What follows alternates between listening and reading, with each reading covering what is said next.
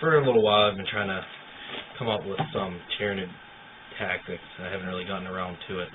But, I was using the other book, and as you guys know, the new book came out, so it's almost perfect timing. This came out the 16th, a few days ago, and I actually got it that day, but I haven't really been able to sit down and thoroughly kind of go through it, so this is just kind of like what I think, just skimming it, what I've done so far, what I think is like good, a few good things and a few bad things about the new codex.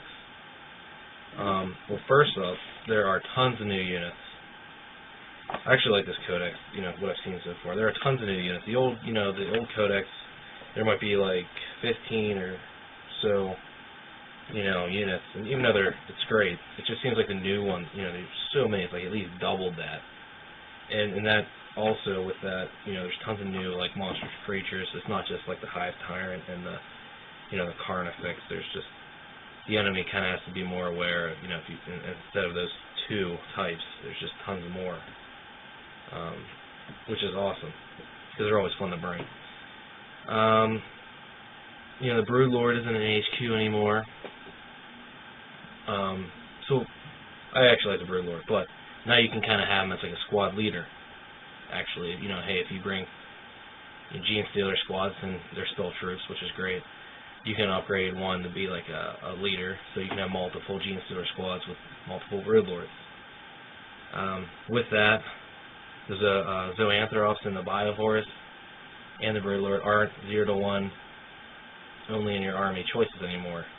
They've moved, I think, zoanthropes, the elites, and the biovores are still heavy support, but again, they're not 0 to 1, which is awesome because you can bring multiple if you like them. What else?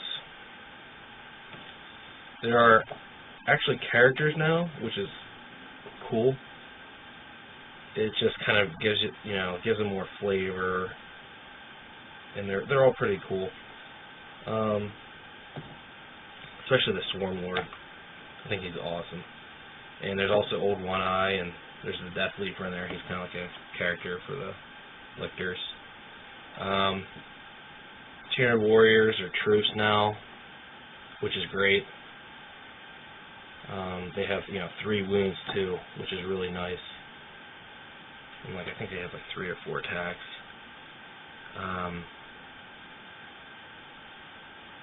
Gargoyles are actually, I've always liked gargoyles, but I never really wanted to buy them, and they were like 12 points, which, it's not bad. It's just, but now they're only 6 points, and they're plastic, so they're, just really good. 6 points for jump infantry alone is good, in my opinion, and now that they're plastic, they're easy to purchase. You can have, more squads of them, or larger squads if you already like them. Carnifex is now, you can have 3 in a squad. That's awesome. It's great. Instead of 1. There's also some new anti-tank weaponry. In the old one it used to be just run up with a carnifex or try to shoot him with a zoanthrope, and that's pretty much it. Or a hive tyrant, or I guess if you have rending and stuff too. But now, they have the tyrannifex, which I think he has 2 strength 10 shots, and I think the zoanthrope still has the warp blast, which I think is only 1 shot, but it's strength 10 and it's lanced. So unless you're shooting a monolith, you're only going to really need 2 or 3 or higher, 2 or 3, which is awesome. And you can take multiples of the zoanthropes, so you could have 3 in a squad, have 3 or 2 elite squads, elite units of them maxed out, or and have 6 shots with strength 10, which is kind of deadly. The Tyrant Guard are also elite. You can, like in the old one, you can still have them as the bodyguard of a hive tyrant, but now you can also have them as elites with guns. I think they're not bad either, 2 shots, strength 8. Hormiguns are 6 points now instead of 10, which, most people think, 4 points, who cares? Well, now you can get more of them. I've always liked them, but I always thought at 10 points, I could just bring, you know, more like Ripper or Swarms or something. But now they're pretty good. And you roll 3. They still have Fleet, and you roll 3 die and pick the highest of that when you run, instead of just, you know, rolling 1. So that's pretty nice. I think that's what they do. I might be wrong, but still really good. And they also have the Messetic Spores, which are kind of like the drop pod for the Space Marines, which can hold up to 20 infantry models, like a brood of 20, or a single monstrous creature, which that's pretty cool. You can, you know, drop deep strikes like a squad of Hormagaunts or something. Just be, you know, keep in mind synapse, but that's still a cool option. I think it's pretty cool. Raveners. You know, I used to like Raveners, but I always thought they were kind of expensive, especially if, you know, 2 wounds and they could deep strike, but then what are you going to do, sit there and shoot? Or, you know, I mean, maybe, you know, other people have different things, but I never really used them because of that. But now they have, you can still do that, and they have 3 wounds. I think they have like 3 or 4 attacks, which isn't bad. But now, you know, with 3 wounds, that's great. It's just more survivable.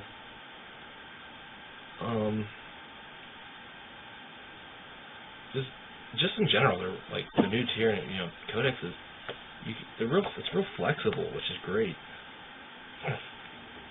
You know, the old ones, they are, you know, real flexible. Most people kind of played around the same units.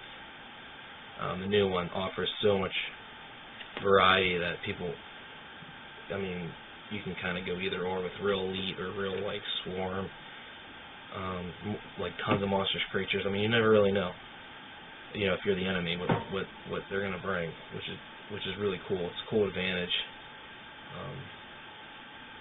Just like, again, tons of options, tons of units. You know, it's gonna be a real blast just to kind of see out there on the tabletop and stuff. Alright, well, some of the bad things and negative things I don't really like. I'm going to try to wrap this up real quick. But, first off, it's real expensive. There are a lot of expensive units, like the Hive Tyrant. I mean, the Hive Tyrant's still great, but you look at him, he's 170 points right off the bat. And the old one, I think he was like 80 or 85 before upgrading. And the new one, he's 170 without upgrading already. And, I mean, you know, he has any of the 2, you know, like, you have like 2 of 4 different types of powers and so forth, like, which I guess are free, but still, that's expensive. Carnifexes, I think, are real expensive now.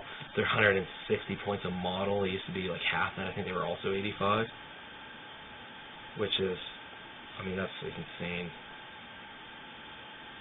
But I guess if you can have them in groups of 3, what do you think? Of course, if you have groups of 3, they're gonna make them real expensive, which is probably why they are expensive. And another negative is there's not that many invulnerable saves. I think besides the Zoanthrop and the Swarm Lord, which I think he has a 4, and the Zoanthrop has a 3. Other than that, they really don't have any invulnerable saves. And, I mean, maybe, I'm sure I missed maybe somewhere, because, again, I haven't really read through it thoroughly. It's just kind of like a quick opinion of what I think from what I've scanned so far. So that kind of sucks. And the biggest thing is the fact that Synapse no longer allows you to be immune to instant death, which really sucks. It really does. Considering that, you know, hey, you can have a real elite warrior squad, and, you know, they're 3 wounds, which is awesome, but if you get hit with, you know, strength 8 or whatever, they're just done, or blasts. So you got to worry about that stuff. But hopefully I'll make some more videos, and you know, hey, post whatever you want, and ask any questions. Feel free.